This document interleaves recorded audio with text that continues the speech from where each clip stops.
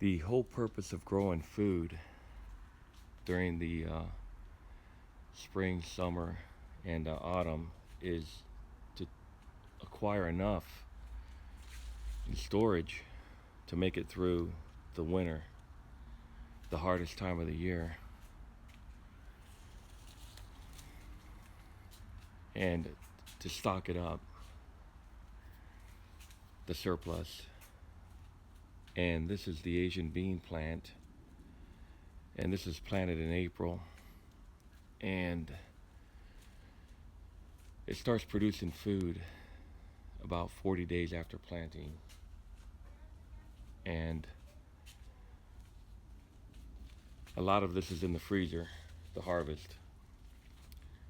So you get about 6.5 to 7 months of food production, and it's a very good, reliable plant. It just keeps on producing. See all that? These won't make it. It dies in the first, freeze.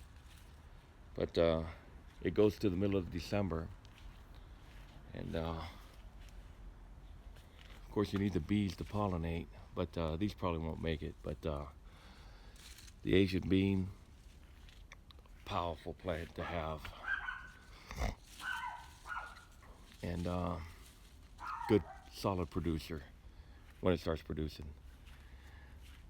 And then, of course, you have onions, brassica. I'm not sure what type that is. Maybe kale, cilantro, some more. I think that might be kale. I'm not sure, but a brassica. They're all the same. Chard, kale, and you have onion or a garlic. Very good antibiotic, antivirus type plant that they use historically.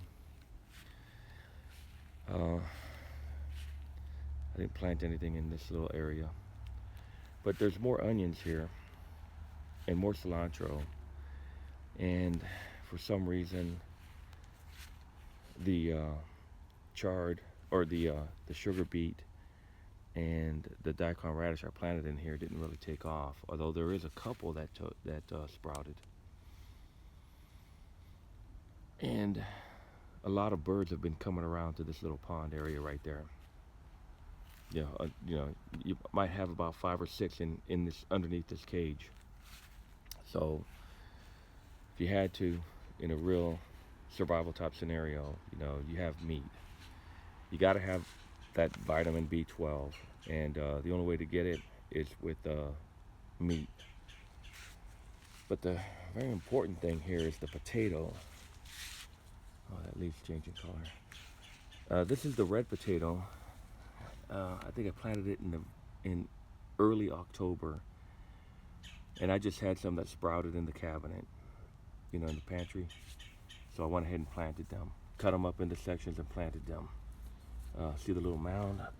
I know I've got potatoes in there. I'll harvest them later to show, but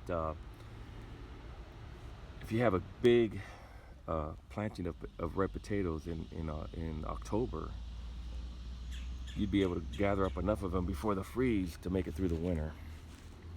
And of course, I got the sugar beets on the farm. I got that 1/8 of an acre of sugar beets, about 700 maybe, 700 to 900 sugar beets. So that's the key, is to be able to make it year round. These are last year's onions. Planted the pinto beans. That's the pinto bean plant.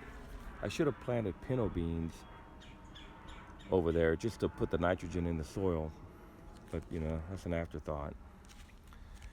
I got more cilantro in here.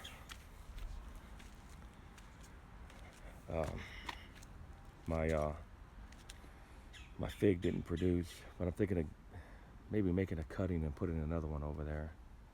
And of course, down there in my forest, I've got potatoes growing in simulated forest area. Lemon tree, the leaves, Got leaves here from the lemon tree. And I've got a tangerine tree over here. But the key is I'm starting to have more confidence now that in the ability to produce enough food to make it through the winter. And most people historically have died towards the later end of the winter, just before the spring, because that's when they run out of everything. And of course you get your deep freeze, but you should be able to prepare for that. So it's all slowly coming together, just takes some time.